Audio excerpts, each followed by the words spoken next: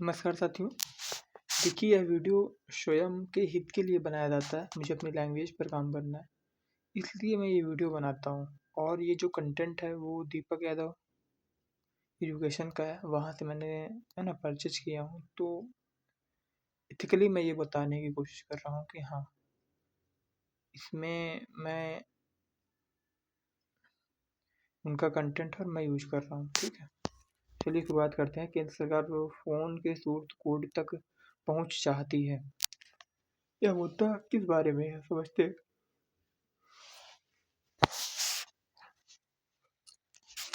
भारत सरकार भारत में बिकने वाले स्मार्टफ़ोनों के लिए नए साइबर सुरक्षा नियमों पर विचार कर रही है। सबसे विवादास्पद प्रस्ताव यह है कि स्मार्टफ़ोन बनाने वाली कंपनियों को अपना सोर्स कोड सरकार को देना पड़ सकता है या उसे भारतीय लैब्स में जांच के लिए उपलब्ध कराना पड़ सकता है। यह प्रस्ताव 2023 में तैयार किए गए ITSAR का हिस्सा यानी Indian telecom security assurance requirement. Source code क्या होता है और यह संवेदनशील क्यों है? यह एक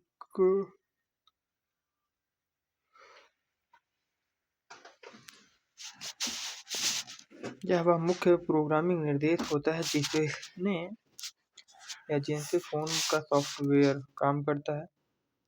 इससे पता चलता है कि सिस्टम अंदर से कैसे काम करता है।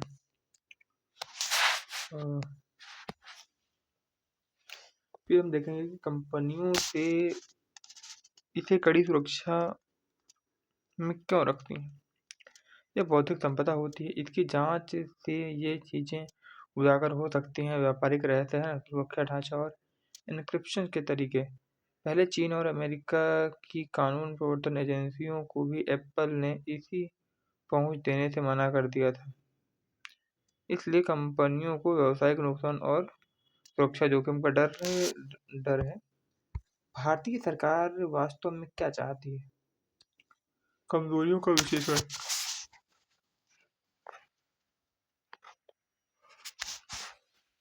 ठीक है, सरकार सोर्स कोड का विश्लेषण और संभवतः परीक्षण करना चाहती है। उद्देश्य छुपी हुई कमजोरियां या मैलवेयर या बैकडोर ढूंढना। फिर फोन में अनिवार्य सुरक्षा हुआ है। निर्माताओं को यह सुनिश्चित करना होगा कि बैकग्राउंड परमिशन पर रोक। पहला है ऐप्स इन चीज़ों तक पहुंच ना कर सके, जैसे कैमरा, माइक्रोफोन, लोकेशन, जब फ़ोन इस्तेमाल ना हो। 1 साल तक लॉग स्टोर करना। फ़ोन को कम से कम 12 महीने तक गतिविधि के लॉग सुरक्षित रखने होंगे। फिर नियमित मैलवेयर स्कैनिंग। हानिकारक ऐप्स के पहचान के लिए अपने आप स्कैनिंग। चौथा, अपडेट से पहले सोचना। कंपनियों को बड़े अपडेट जारी करने से पहले सरकार को सूचना देनी होगी। सरकार अपडेट की जांच कर सकती है, उसके बाद ही आम लोगों तक पहुंचेगा। भारत सरकार इस समय पर जोर क्यों दे रही है? इस समय इस पर क्यों जोर दे रही है? बढ़ते डिजिटल खतरे हो रहे हैं, इसमें बढ़ोतरी हुई है। ऑनलाइन धोखाधड़ी में, डेटा लीक में, साइबर निगरानी में। और भारत का विशाल स्तर। भारत दुनिया का दूसरा सबसे बड़ा स्मार्टफोन बाजार है। लगभग 75 करोड़ स्मार्टफोन उपयोगकर्ता हैं। किसी भी कमजोरी का असर राष्ट्रीय सुरक्षा और नागरिकों की निजता पर पड़ता है। नीति से जुड़े उद्देश्य। प्रधानमंत्री मोदी की पहल का हिस्सा है साइबर सुरक्षा को मजबूत करना है, यूजर डेटा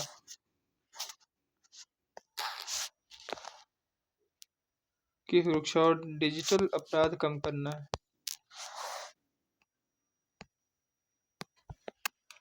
फिर हम देखेंगे कि टेक कंपनियां इसका विरोध क्यों कर रही हैं। कोई वैश्विक उदाहरण नहीं है। EU, America, Australia, Africa source code की अनिवार्य पहुंच नहीं मांगते हैं। निजता और गोपनीयता की चिंता। सोर्स कोड से की जांच से एन्क्रिप्शन और सुरक्षा ढांचा उजागर हो सकता है। पूरी सुरक्षा प्रणाली कमज़ोर हो सकती है। व्यवहारिक समस्याएं क्या हैं? लगातार मैलवेयर स्कैनिंग से बैटरी जल्द खत्म होती है। अपडेट के लिए सरकारी मंजूरी से जरूरी सुरक्षा पैच में देरी हो सकती है। जोखिम कम होने के बजाय बढ़ सकता है। निगरानी का डर। पहले केंद्र ने संचार साथी ऐप अनिवार्य किया था।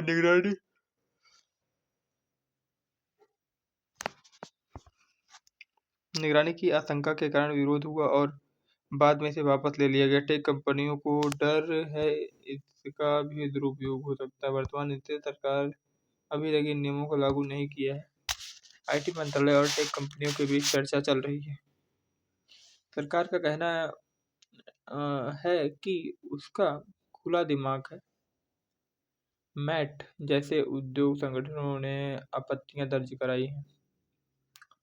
रिवीजन पॉइंट इरसार 2023 के तहत सरकार सोर्स कोड तक पहुंच चाहती है। ये सारी चीजें हैं, है ना। सोर्स कोड सॉफ्टवेयर के मूल निर्देश को सोर्स कोड बोलते हैं। ये सारी चीजें हैं। तर्क क्या है, सरकारी तर्क क्या है और टेक कंपनियों की आपत्तियां क्या हैं। एप्पल ने पहले चीन और अन्य या अमेरिका संचार साथी ऐप और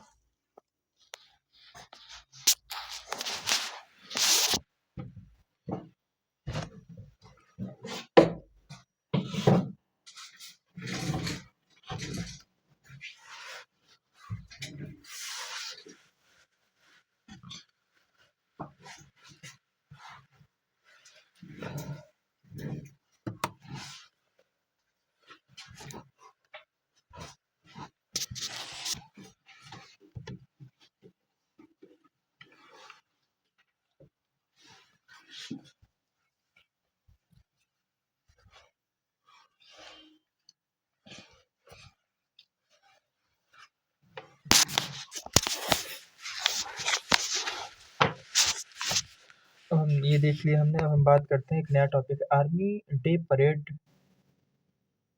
में भैरव बटालियन की पहली झलक। Bhairav battalion to debut in army day parade in Jaipur on January 15। क्या खबर क्या है देखते हैं। भारतीय सेना द्वारा हाल ही में गठित भैरव बटालियन, जो एक आधुनिक युद्ध तेज गति वाली आक्रामक ताकत है। 15 जनवरी को जयपुर में होने वाले आर्मी डे परेड में पहली बार सार्वजनिक रूप से दिखाई देगी। 2 बटालियनें भाग लेंगी। 2 भैरव बटालियन दक्षिण कमान, जिसे डेजर्ट फाल्कन्स कहा जाता है। दूसरा है 4 भैरव बटालियन दक्षिण पश्चिमी कमान। इनका युद्ध नारा राजा रामचंद्र की जय। भैरव बटालियनें क्यों बनाई जाती हैं या बनाई गई? युद्ध के बदलते स्वरूप के कारण आज के संघर्ष हाइब्रिड है। पारंपरिक साइबर ड्रोन और सूचना युद्ध।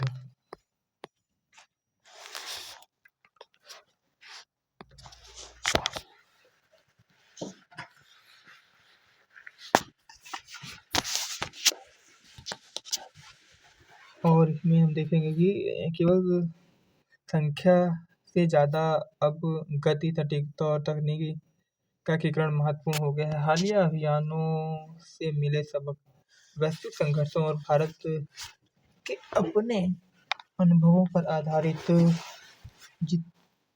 जिनमें ऑपरेशन सिंदूर भी शामिल है।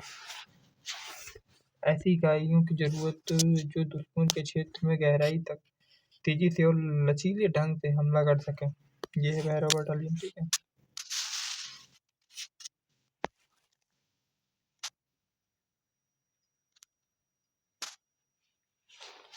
भैरव बटालियन वास्तव में क्या है? मुख्य विशेषताएं: तेज गति वाली आक्रामक इकाइयां हैं। स्पेशल फोर्सेज जैसे कार्य करने में सक्षम है। कई स्तरों पर फ्रंट लाइन से आगे दुश्मन के ठिकानों और संरचनाओं को निशाना बनाने के लिए डिजाइन।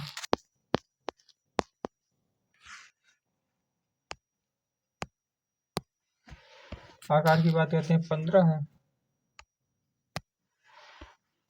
भैरव बटालियन पहले ही गठित, निकट भविष्य में लगभग 25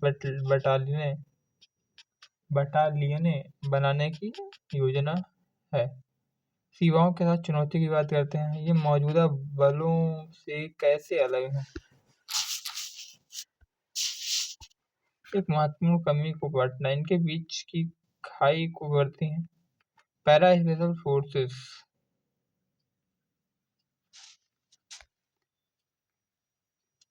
पैरा स्पेशल फोर्सेस हो गए नियमित पैदल सेना, परिणाम बड़े पैमाने पर विशेष अभियानों की क्षमता। फिर तकनीकी और ड्रोन एक प्रमुख स्तंभ, बिना मानव वाले युद्ध सेना 1 लाख से अधिक प्रशिक्षित ड्रोन ऑपरेटर पूल तैयार करना। भैरव इकाइयों को प्रशिक्षण दिया जाता है, ड्रोन संचालित करने का वास्तविक युद्ध क्षेत्र परिस्थितियों में उनके उपयोग का लक्ष्य रियल टाइम निगरानी, लक्ष्य निर्धारण और सटीक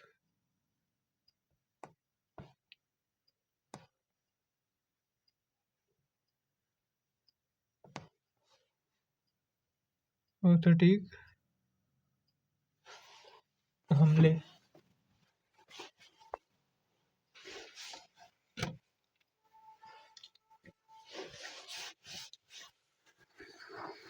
सेना के व्यापक रूपांतरण का हिस्सा एकीकृत बल पुनर्संरचना, रुद्र ब्रिगेड्स का गठन हो रहा है। अभी सभी अंगों का एकीकृत गठन हो गया, जैसे पैदल सेना, यंत्रीकृत इकाइयां, टैंक, तोपखाना, विशेष बल, यूएवी और लॉजिस्टिक्स का संयोजन। कॉर्प्स का आधुनिकीकरण,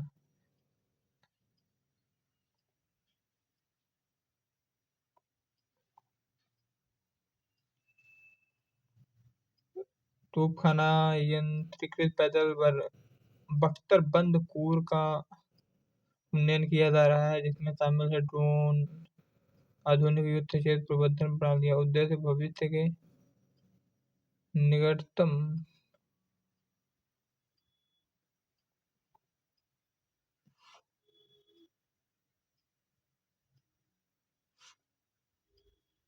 ठीक है। अब हम बात कर लेते हैं ये क्विक रिवीजन पॉइंट क्या है। भैरव बटालियन ने भारतीय सेना की नई तेज गति वाली आवश्यक इकाइयां हैं।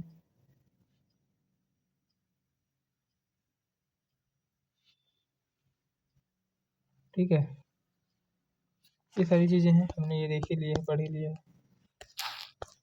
अब हम देखते हैं न्यू टॉपिक क्या है। पॉक्सो मामले के निपटारे में तेजी का मतलब न्याय नहीं है। Fast is not fair in POCSO case clearance number.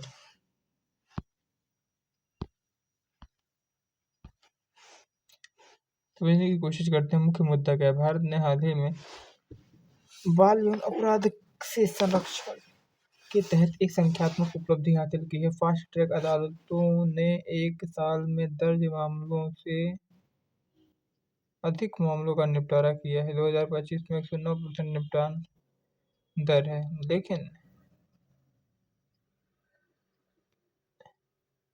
लेख का तर्क है कि तेज निपटान न्याय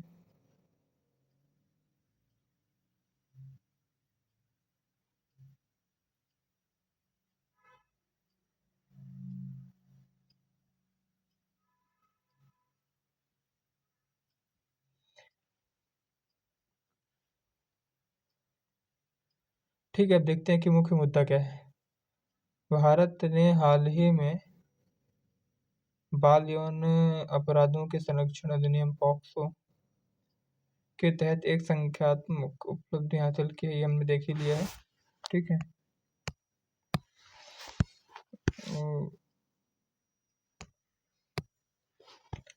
ये हो गया। अब हम बात करते हैं, लेकिन लेख का तर्क, ये सारी चीज़ें हैं।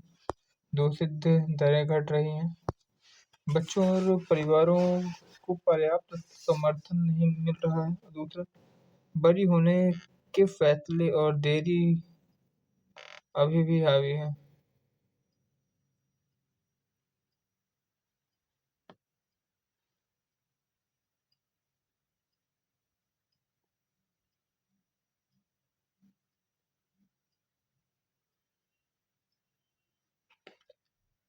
ठीक है।